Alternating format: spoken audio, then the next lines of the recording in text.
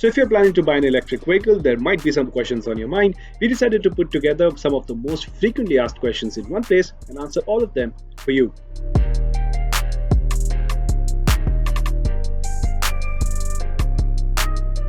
It's not at all that different. If you know how to drive a car and you know how to drive an automatic transmission equipped car, you will adapt to an EV fairly quickly.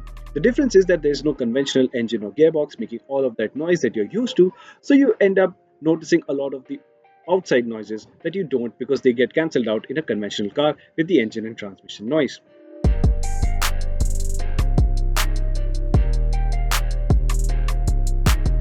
Depends on the car that you're buying, the make and model of it, the battery size of it, and the intent for which it is made for.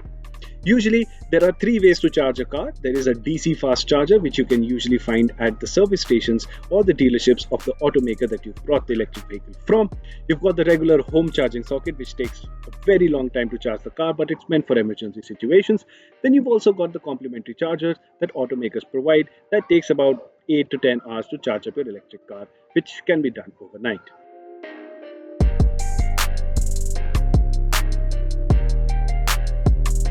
This was a very big concern a few years ago, but now it's not so much. You see, before automakers said they want electric charging stations in order to be making electric cars, and the government said that there needs to be electric cars for them to make electric charging stations. And it was a chicken and egg story. Now, however, things have changed. If you buy yourself an electric car, chances are that the automaker will be giving you a complimentary charger as well. It does not take that long to charge from the charger that you have, and since you have that, you're not really dependent on the charging infrastructure.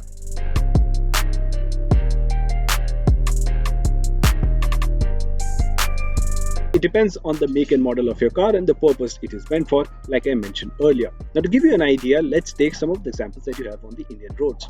You've got the Tata Nexon EV that claims a range of about 312 kilometers on a full charge. You've got MG ZS EV that claims about 419 kilometers with the 2021 model.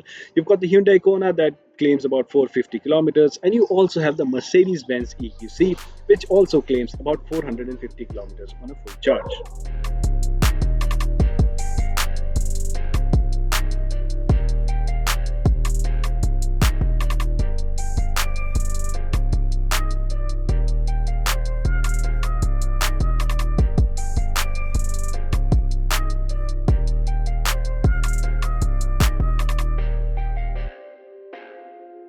It's not entirely impossible.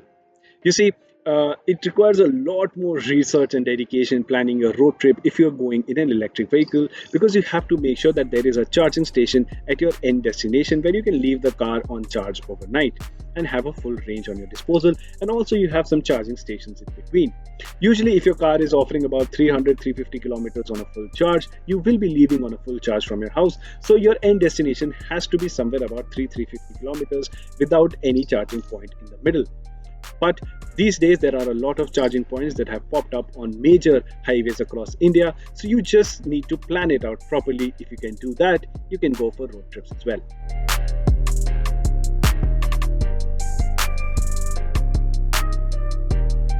Well, you won't really be finding yourself in this situation quite often because, let's be honest, you won't be waiting for your car's battery to go down to completely 0% and it dying off before you think of charging it. But if you happen to find yourself in this situation, almost all automakers are offering services where they send a recovery vehicle to your location, and that recovery vehicle will charge your car and give you that juice required to reach the nearest charging station.